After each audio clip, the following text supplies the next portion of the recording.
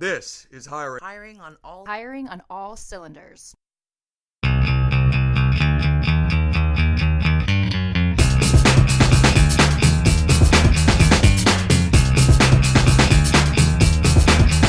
Hello, podcast land. Hiring on all cylinders is back in action. Apologies for the brief hiatus. We missed a couple weeks of episodes here as yours truly was gallivanting throughout Paris and the south of France, the latter of which, Saint-Tropez, is a place for the rich and famous. I had no business being there amongst yachts, helicopters, and the gleaming Mediterranean Sea. But I was, and now I'm back in the most cozy confines of Intello headquarters here to bring you, my dear recruiters, another delightful conversation about what's buzzing in talent acquisition. And we have a doozy lined up for you today. Cliffhanger, because before we get to the goods, I just kind of want to catch up with my friends Lonnie and Vivek, who you know well from previous episodes, are joining me again, and I just want to catch up with you guys. I was out of the office for 2 weeks. I came back and there were 4 new employees. I had people coming up to me and being like, "Is it your first day?" I'm like, "No, okay, I'm employee number 8." So yeah, I just Vivek, you want to start? What was the last couple of weeks like on your end in the world of recruitment? Yeah, it's been pretty fun. We had a lot of the hires start over the course of the last couple of weeks, and actually especially on kind of teams that pertain towards you, especially. Yeah. So I'd say that part has been fun. Really, really close to our number for this quarter. So pushing as hard as I can to get 2 more hires. So that's kind of been where almost all my attention has been. And then additionally, a lot of these hires for this quarter have been super senior. So it's just been like a lot of focus on sales recently. So really been kind of helping out Sam in terms of looking for really good sales talent, understanding which types of companies are the ones that we want to recruit from, and then really trying to find every angle that we can take to get in front of those types of people. So that's kind of been where most of my effort has been, but things have been progressing, pipelines are building, and we should start reaping rewards from all of this we better start reaping rewards before the end of the month. So, or else you'll tell us the reason why. yeah. So anyways, that is where I'm spending all of my time right now. And with the sales hires, it's mostly a little more experienced people. You've got like a manager for like the younger team, and then some enterprise reps. The younger team, and then on the sales side itself, it's mainly senior account executives, which translates towards mid-market and enterprise reps. And I know that I mentioned this before, but interestingly enough, for senior sales reps, it's actually surprisingly pretty difficult to hire for them. I wouldn't necessarily say that it's as tough as hiring for engineers, but it's not that far off. So it just kind of depends, but it can be challenging. There are different challenges that come with it. So that's kind of where I've been spending a lot of my focus, but it's been fun. It's been a little bit different from what I'm used to. Right. Usually I'm a little bit more general, and recently I've been a little bit more kind of hyper specialized. But it's been fun, and I think we're going to reap some rewards from it over the course of the next 2 weeks. Awesome. Well, we look forward to hearing about that. Lonnie, customer success side of things, you have been talking nonstop with all manner of recruiters. What is some key themes lately? For the last couple of weeks, I've chatted with a lot of customers, and a lot of them, surprisingly, or maybe this is not surprising, but very stressed out. I think the tone of our conversations right now, as opposed to earlier this year, have taken a tone of, oh my gosh, I don't know if I'm going to hit my number. I don't know if we're going to survive. I don't know. Full on panic mode. It's full on panic mode. One of my team members said, I was in a QBR and I thought my customer was about to cry. Yikes. In the actual QBR. And so part of customer success is being a therapist and being that shoulder to lean on and someone to be a sounding board and to be able to have our customers be able to vent to us. But I think a lot of we're midway through the year. A lot of teams have quotas and numbers and targets that they're trying to hit. I mean, Vivek just talked about his. Sure, yeah. Fortunately, he's getting close to his, but there are a lot of teams out there where they're not even close to hitting their numbers, and so they're in panic mode, and we're always just trying to see what can we do to help them strategize and thinking outside of the box and to help them hit their numbers faster. What can you do to help them strategize and think outside the box to help them hit their numbers faster? Well, one of the things we're doing internally, this is I think I mentioned last time that we have this critical need in customer success. We're hiring a customer success executive. It's a very senior role within the customer success team. And we had some people, as I mentioned last time, in final rounds. We ended up not going forward with either of them.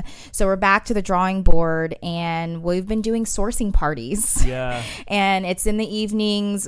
You know, we can bring food. You can bring booze if that's allowed at your company. And just everyone just goes at it. And you can bring in people from other teams to help you source and just hammer out and get people into the pipeline. Yeah, those have been a huge success across all teams. They've led to a bunch of face-to-face interviews. So I would definitely encourage other companies to do that, get the whole team involved, and then they also get to see what it's like sourcing and start thinking about what they would like their teammates to be like. It's just a win-win all around. And the beautiful thing about it is we all get to dog food our own product. And, you know, unfortunately, not every company can do that, but it's a huge learning for us. Our teams get to use our product more, and we actually get to potentially get people into the interviewing process. So it's a win-win across the board. Cool. Okay, so without further ado, I am really excited about the guest we have on the show today.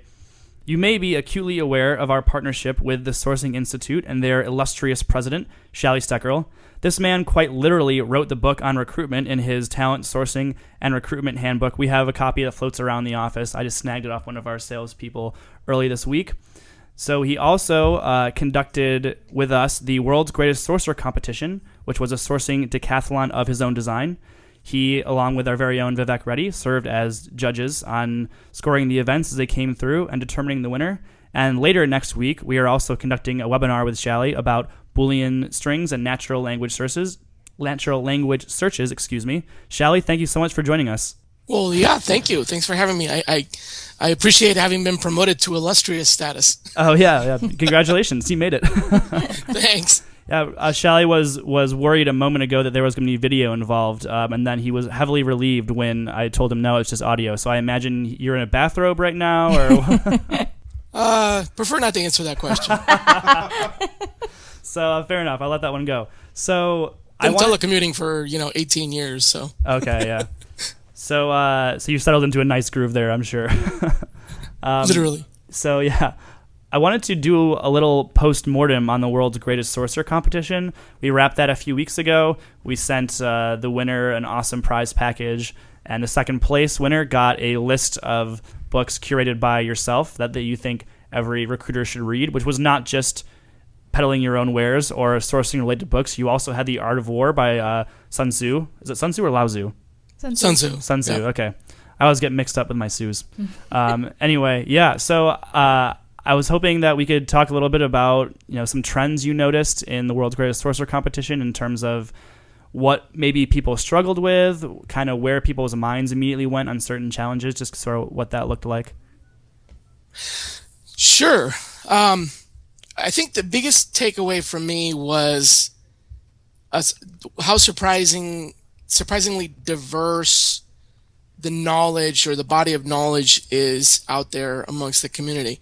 We had 780 some odd participants, which was actually pretty good. That's a very sizable number of contestants, and people were really into it. We had lots of participation from folks that felt like, I'm probably not going to win this thing, but I want to learn. And one of the biggest, in my opinion, takeaways was the learning. Folks that participated in the contest really appreciated it as a learning opportunity. Everything in it was true to life. It's all about things that recruiters really do, sorcerers really do.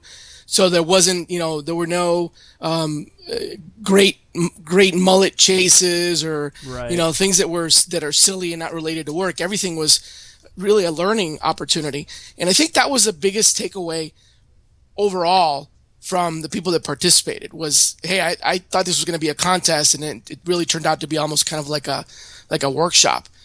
From my point of view, sitting back and observing, there were really very different skill sets in play. Some folks did extremely well with the theoretical applications of search. Some folks did extremely well with the more marketing related kind of things. And as you know, we had challenges in pretty much every area of recruiting.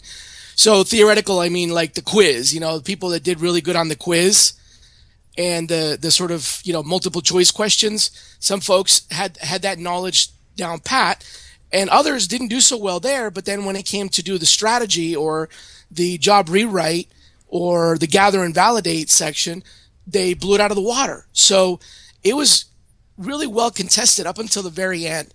What started out with some folks did really well with the questions and their scores got high, but then others didn't give up. They kept going. And when the job rewrite and build a string challenges came up, it was their moment to shine, and they, took the lead. In fact, that's pretty much how Michael Stanley ended up winning. He didn't win any of the original, I think, 5 challenges, but when the second set of 5, the more involved, in-depth challenges kicked in, then he started winning, and he won 2 of those, but got such good scores everything else that the average, put him out ahead.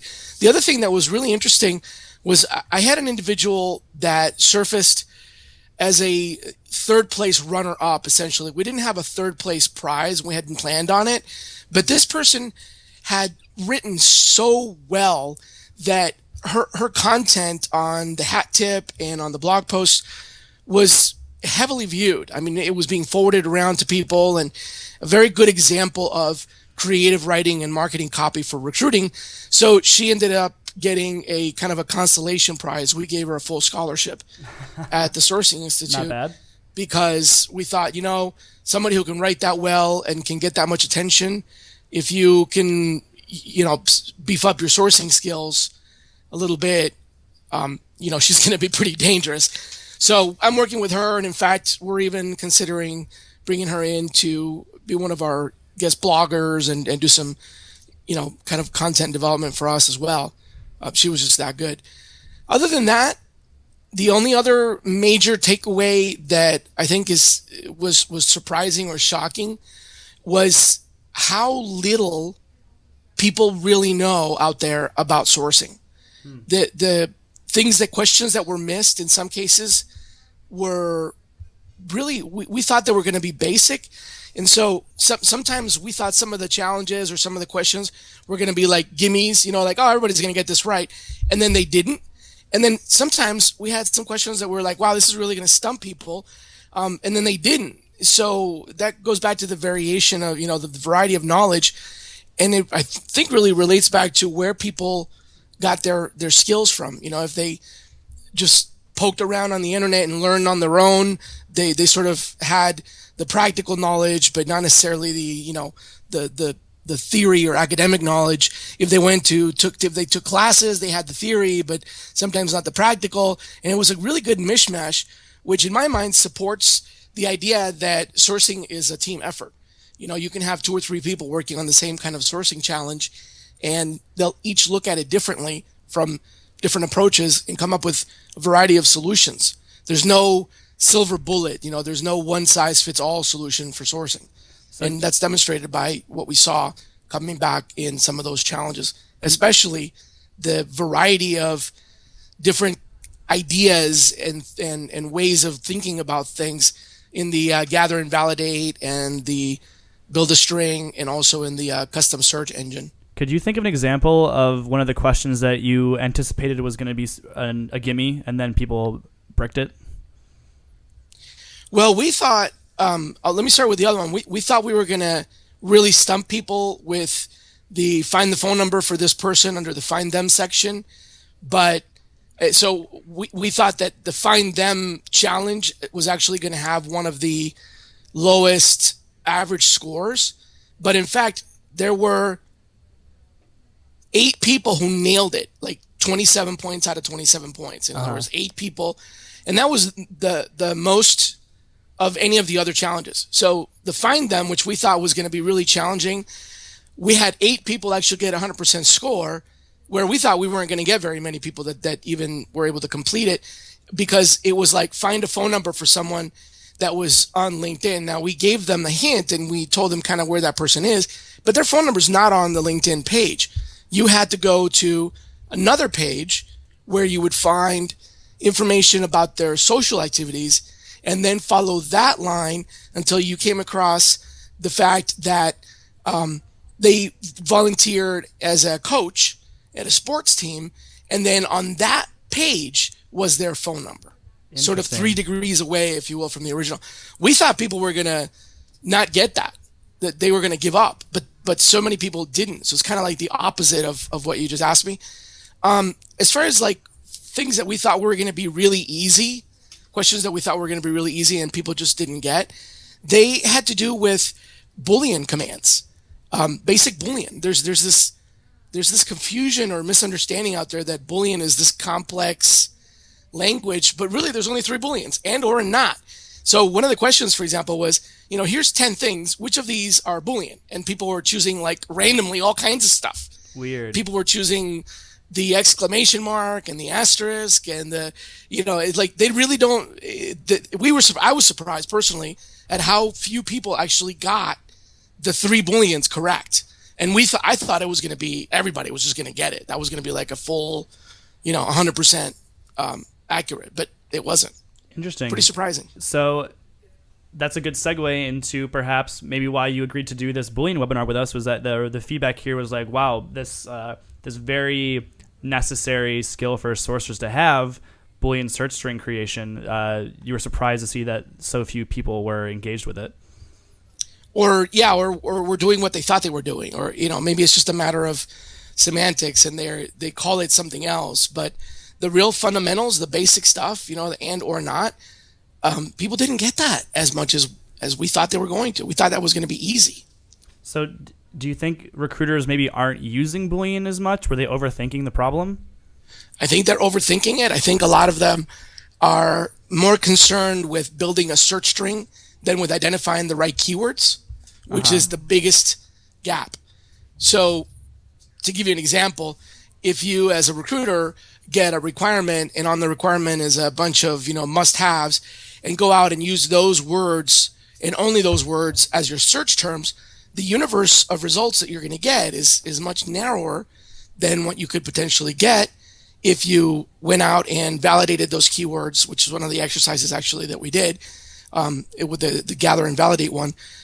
And that's a part that's greatly missing. So what I think happens is they kind of they dive in head first into the deep end of the pool with building the search string, and they're putting all these complex logical nested statements together with lots of ors and parentheses and trying to be as smart as they can be and making it, like you said, overthinking it. But they only use the keywords that are in the rec. If they simplified it and used fewer keywords but more accurate keywords, and then took the time to actually go out and validate the keywords and see if that combination of words actually really appear together, if those words are really current, if it's not a technology that's been replaced by another or that has a different nickname. Or a good example of that is hibernate. If you search for the word hibernate, you might find a lot of scientists that study bears, but actually it's also JBoss technology. So sometimes instead of using hibernate as a keyword, you might want to use JBoss.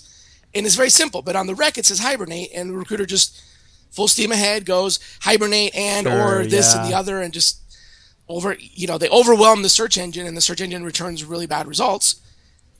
It's not anybody's fault per se. It's just they didn't do that initial trust but verify step. Like, okay, the hiring manager obviously knows what they want because they're the customer, but what is it that they really mean with these things? Some of these things don't make any sense to me, or there could be synonyms, or there could be alternative job titles, or different companies that we haven't looked at, or geographies, or other things other than what's spelled out in that initial rec. So then it's up to the recruiter to use the rec as just a starting point and say, all right, where is the story here that gets me the exact candidate? Because if it's not just in the technologies listed in the rec, you're limiting yourself, or with the example of hibernate, you're opening yourself up to all manner of irrelevant results. Which is very time consuming. Right. So then I guess the answer for the recruiter is just, like you said, trust but verify, and go way deeper than the rec. And part of that is knowing enough about your open roles. So having those open lines of communication with hiring managers so that you intimately understand what you're looking for before you just dive headlong in for the search. Yeah, and one other thing I love doing too is and if either you have this or you ask it from your hiring manager, but show me the profile of someone who's amazing and someone that's perfect for the job, and then you dissect their profile, dissect their resume, see what are the keywords that they use, because that's a great person. Maybe they didn't have all of those keywords on their profiles, and then you can have an informed conversation with your hiring manager. Well, this person you said is perfect, and I don't see these 20 things that you said were must-haves. This person clearly doesn't have that. So what is it? And it just allows you to like have a better sense of really what it is you're trying to find. Yeah, that's a great idea. I hadn't considered that. Just it can be tricky to get your hiring manager involved deeply with recruiting, but just say, hey, shoot me over the profile of your dream candidate, and then kind of work around that. So then you have somewhere to go, and you're going to notice things as a recruiter that perhaps they wouldn't, looking at that profile, and that's sort of your branching off point.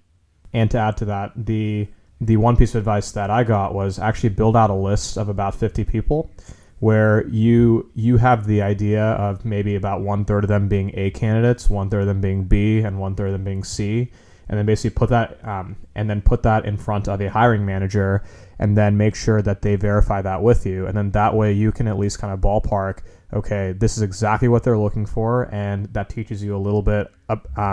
That will teach you a little bit about other technologies and or other keywords that may be relevant here, and then you can actually paint a much bigger picture.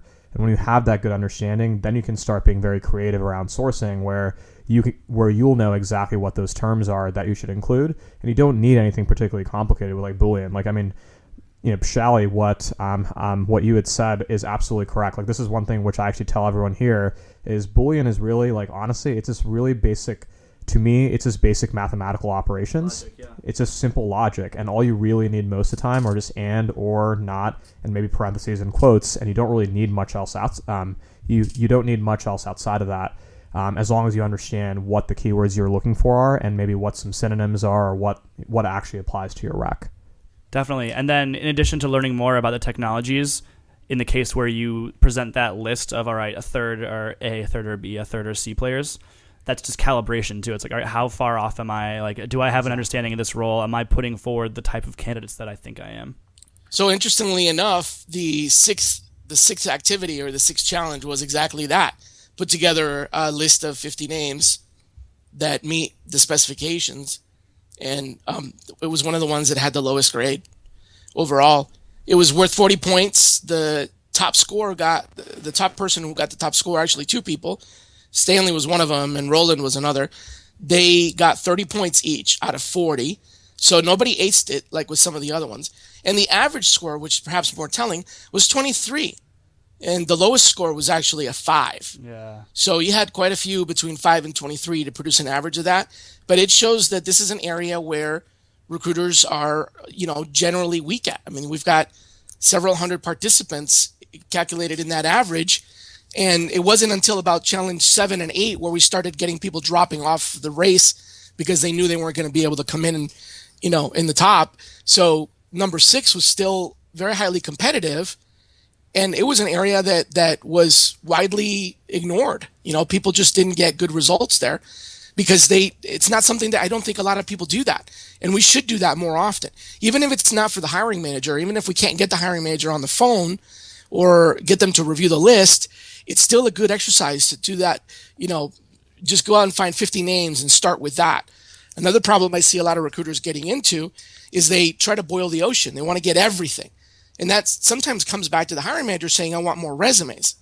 But as a consultant, I can tell you, most of the hiring managers that I talk to, when they talk about being dissatisfied with their recruiters, they almost always complain about the same thing. I don't get enough resumes. And on the other side of that, the biggest complaint I get from recruiters about their hiring managers is they get no feedback on the resumes that they send.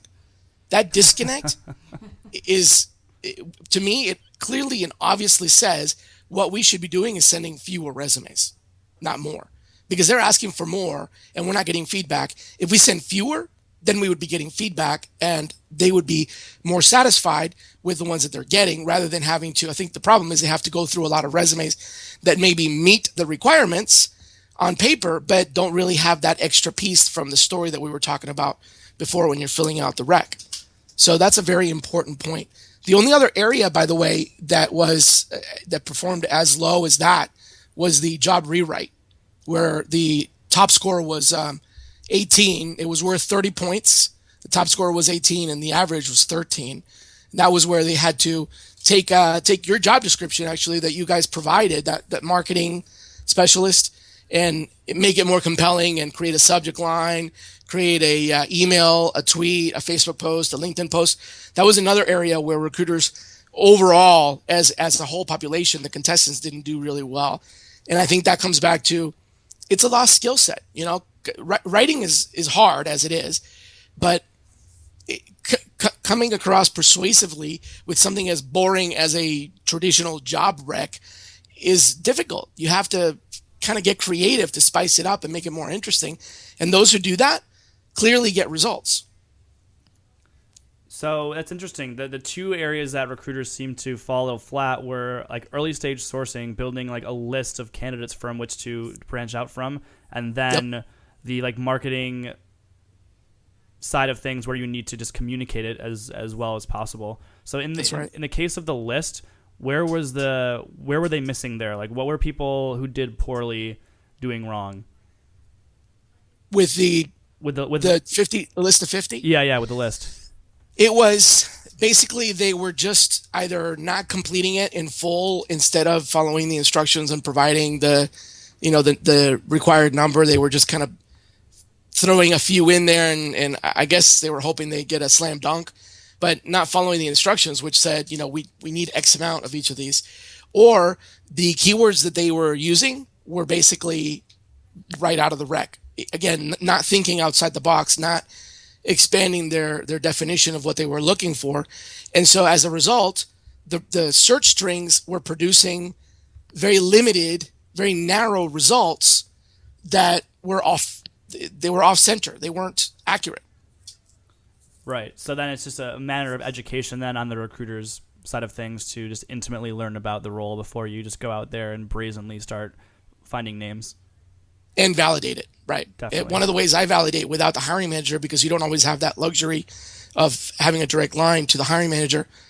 And a lot of recruiters operate in environments where, the hiring manager is very distant I don't mean geographically, just they're far removed, if you will, from the process, is I actually take a look at the hiring manager's profile on LinkedIn and the members of the interview panel.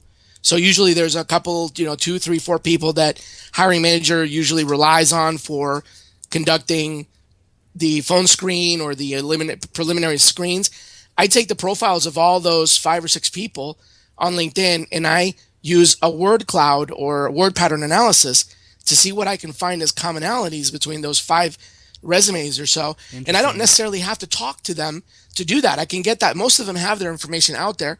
We might even have their full resume in our ATS because they at one point were interviewed and hired, depending on, of course, barring that they're employee number 8 and probably there was no interview for that position and no ATS at the time. But if you have that information in there, even if it's in your own ATS, using that and creating an analysis of the word patterns that appear in there is a brilliant way to cut through what are some of the commonalities, the macro commonalities that we should be looking for instead of the micro commonalities that appear on the rec. For example, one time we had, I was working with a client that was stuck for 18 months. They couldn't fill this position. And the position had very clearly stated they must have a computer science degree, but everybody that we sent them with a computer science degree was being rejected. They weren't even interviewing them. They were just like, nope, that's not it. That's not it. That's not it. So this was before I got involved. When I got involved, this is the first thing that I did is I went in, looked at all the hiring managers' team and looked at their resumes and profiles and did a pattern analysis. And I found out that with one exception, none of them had a computer science degree. All of them had either math or math and music degrees instead of computer science. So we switched the requirement to look for people that had math and had then gotten into computer science afterward, but they didn't have a education in it. They didn't have a BS, CS or something like that. They had a math undergrad, maybe a music advanced degree or something like that, but had gotten into computers later in their career. And all of a sudden, guess what? They started interviewing and hiring. So that's an example of when looking at the backgrounds of the interview panel can get you out of a hotspot. Definitely. Is there a tool you use to perform that word cloud analysis? I used to use Wordle, but I found that it doesn't operate well in a bunch of different machines. Particularly, for example, if you're on an iPad or an iOS device, and it also doesn't do well with older versions of Java and Flash and stuff like that. So I switched. I stopped using Wordle, which was Wordle.net, and a lot of folks still can use that. But the one that I like to use now is called writewords.org.uk. It's just how it sounds. Write, WRITE, words, WORDS.org.uk. And there's a word frequency counter, as well as what I find very revealing, a phrase frequency counter.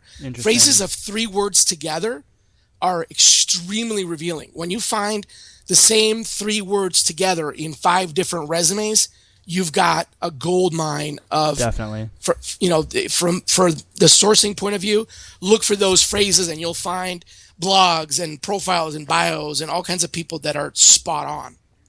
I actually had never heard of using that as a tool or just using a word cloud. Maybe that's, betrays my ignorance right there, but it's one of the things that we teach in our advanced curriculum. Oh, okay. So I don't feel quite as bad then if that's the advanced sourcing technique. But yeah, that is an awesome tip, especially if you can get like your hiring manager to say about 3 to 5 resumes. Yes, this is an A candidate. This is like exactly what I'm looking for. Then you run it through a word cloud, and now you've got this amalgamation of essentially what the perfect candidates all have in common, and you can go out there and find that person.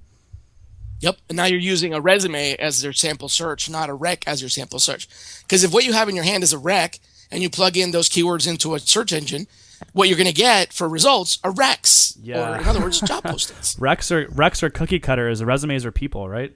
Right. So if you use resumes as your sample, you'll find more resumes, more likely. That's awesome. I hadn't thought of that. Genius, Vivek says. Genius, Shally. Let's talk a little bit about the upcoming webinar. Coming out this Thursday, Shally is going to be conducting a webinar based on Boolean search and natural language searching. Do you want to just kind of give a quick teaser trailer without giving away too many of the details on that? Well, sure, I guess. What are you doing wrong with Boolean searches that you're getting too many false positives? And how to troubleshoot that. When you get false positives, you get results that look like they're going to be good, but you click on them and you open up the page and it turns out to be something completely off. How do we combat that? How do we improve that? How do we tweak the searches? And then also talk a little bit about how natural language and phrases, exactly what we just talked about now with word pattern and word phrase analysis, how that can greatly improve your results, because Boolean is really just the beginning. It's the fundamentals. It's like the tool that you use. It's math, but the formula isn't in the math. The formula is in the application and how you select the variables, which are essentially these keywords. And what I found over the last probably dozen or so years is that as there's more and more information, as the abundance of information becomes, quite frankly, overwhelming, it becomes very difficult to separate good content from bad content using just one word or bunches of words. When you use natural language phrases, it becomes a lot easier to distinguish the good content from the bad. And by that, it saves you a great deal of time because you're not essentially clicking on those false positives. We can spend an hour following the rabbit down the rabbit hole with bad keywords and not even realize that we're using bad keywords. Or you can spend 5 minutes tweaking a good phrase, use that phrase, and then all of a sudden you've got all the candidates that you need. And you can even find candidates inside of your own ATS or inside of existing databases that are just sitting there. Nobody else is calling because nobody thought of searching for math and music instead of computer science. So that's the gist of what we're going to be talking about. Awesome. I love it. If you want to tune into the webinar, there is a banner on the top of the homepage, intello.com. You can sign up. It's totally free, and you'll get an hour of Shally talking in a deep dive into Boolean and natural language, everything he just talked about. Lonnie, you were just tapping me a second ago. Did you have something? Yeah, I wanted to ask Shally a quick question before we wrap up, if that's all right. Yeah. So first of all, I owe probably a lot of my recruiting success to Shally, so thank you. Thank you. You're welcome. When I first started in recruiting, I'm one of those recruiters that are self-taught, learn just from research, and I had your recruiter cheat sheets from back in the day through Job Machine. Do you remember those? Of course I do.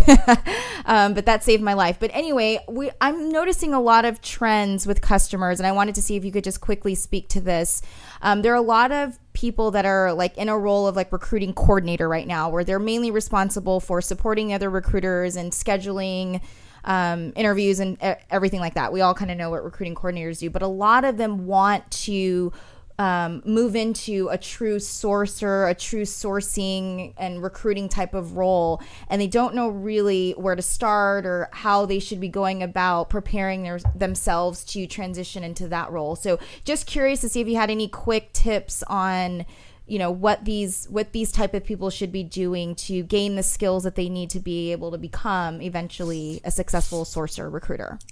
Well, quite frankly, they need to go to the Sourcing Institute and sign up for the diploma. Because no, I'm serious. We have graduated more sourcing and recruiting leaders that have gone through our program than any other program. A majority of the people that are out there that are managing large sourcing teams, global sourcing, have actually come through our ranks. And why shouldn't a coordinator want to aspire to get a better job? I mean, you know, it's like any other career path. So what we do within the curriculum of the Sourcing Institute is we believe that everybody starts out with basic fundamental recruiting skills. And sorcerers are essentially a specialization or specialized recruiters. Within that specialization, you have people that go down the path of telephone sourcing or telephone elicitation.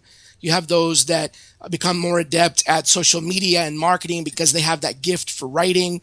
They have that natural inclination to share or maybe overshare on the internet. And then you have the ones that like learn how to speak search engine really well, and they get into the deep web and stuff. And you sometimes get someone that's a jack of all trades, but generally everyone starts out with the fundamental role of recruiters. So the diploma that we have can take someone from literally zero experience all the way through to being a productive recruiter and a sorcerer in a very inexpensive self-paced way. They can take the courses online from any internet connected device, very different from everything else that's out there that is live, or you have to go to a specific place at a specific time. This is all, adult learning, self-paced. And we have success stories upon success stories of people that started out, as you just said, coordinators or administrative assistants, very early on in their career. Maybe it's their first job, and are now leading global sourcing teams as a result of going through this program.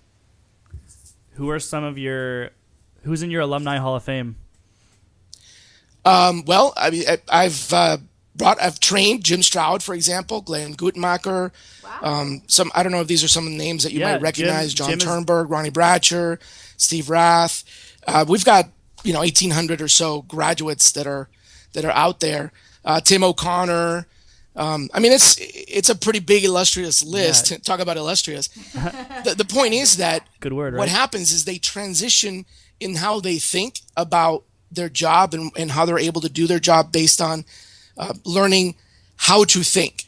I know it sounds a little elemental, but it's not. Critical thinking, teaching the ability to think things through, is actually something that's missing from a great deal of training programs that are out there. Many of them show you how to do the tools. Take this, do this, and that's great. But the tools by themselves, they don't produce the results. Sometimes you have to come up with your own tools or learn ways to use a tool that was intended for a different set of criteria and use it in a different way. Essentially, that's called hacking, pretty much. It's using something in a way that it wasn't originally designed to be used or intended. Right. It doesn't mean it's anything illegal. It's just trying to make something out of it. And that hacking skill set is what they learn with us. So it's more about learning how to create your own problem-solving tools rather than just learning how to use something, especially when that something becomes obsolete. As you well know, on the internet, search engines come and go. And, first there was Yahoo, then there was Bing, then there was something else. And it changes so quickly that you really can't, there's no way to keep up with all of them. Even though I try, since it's my job to try to do that, you still can't keep up with all of them. It changes too much. Right. Well, you mentioned Jim Stroud. He is actually scheduled to be on the podcast in a couple of weeks here. So we'll pass on. We'll talk to him about the insider scoop on the Sourcing Institute as well. Yeah, so Jim, actually, I hired him when he was at Siemens. I hired him to come work at Cisco Systems with me at the turn of the millennium when they plugged in the internet and put fresh batteries on it. Yeah, back in days turn of of the yore. millennium. Yeah, in the last century. Right. So Jim and I have actually been working since the last century. So yeah, I hired him there, trained him at Cisco, brought him with me to Google and Microsoft as well. So he and I worked, for many years together, and now he's working at Red Randstad. But there's a lot. Jim is very famous, as you know, but there's a lot of other people out there that are not really out in the limelight that have really heavily influenced our industry, like Dean DaCosta, for example. Sure, yeah. So, the list of graduates is huge. Awesome. I think you'd be surprised. Yeah, well, I'm already impressed. I recognize a bunch of those names. You see those people in the space. That's impossible not to. Something else that we do really well is we encourage people to share. So a lot of when I first started doing this very early on in 96, 97, recruiting was a well-kept secret. People kept things to themselves. And I sort of broke that mold. I was the first one to come out with a blog. When ERE first decided to have a blogging platform, it was myself, Steve Levy, and one other individual that were the first 3 bloggers in the industry. And I started spilling the beans, and I wrote that cheat sheet, which the first version of it was free. Imagine that. How disruptive is that? So then I started building on it, and it got better. And instead of 1 page, it became 10 pages, and I started selling it for $10. And every recruiter in the world has a copy of that now. And then I came out with the book. So part of what you'll see the Sourcing Institute is about is sharing that knowledge. So many of our graduates are the ones that you see out there writing blog posts. And Derek Zeller, for example, is another one.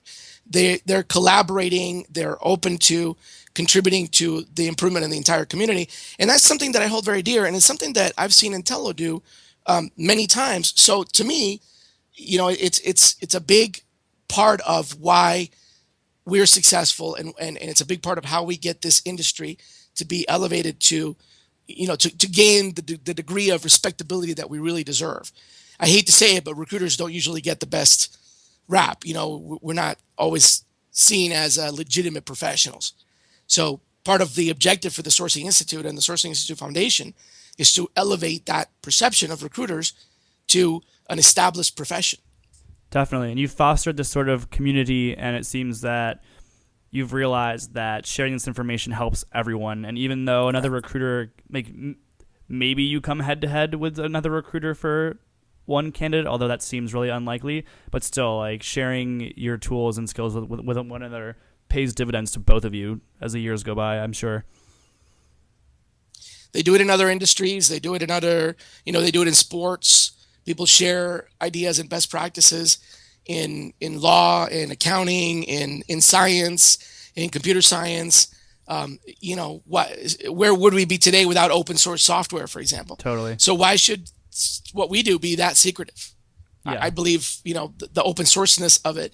Now, granted, there are some things that you're not going to learn by reading a blog post, and that's why we have a university program, and it actually goes through a formative educational model with learning activities, etc.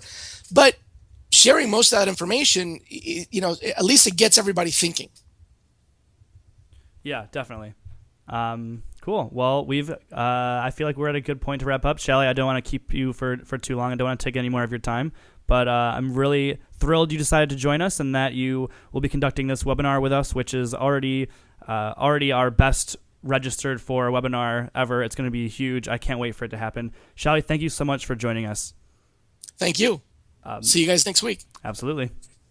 Again, if you want to join us for the webinar, all you need to do is go to intello.com, and there's a banner across the top that will take you to the sign-up page. It's all free. It should be about an hour or so, and just a much more technical deep dive, and you'll learn so much from our friend Shally. Shally, thanks again for being with us.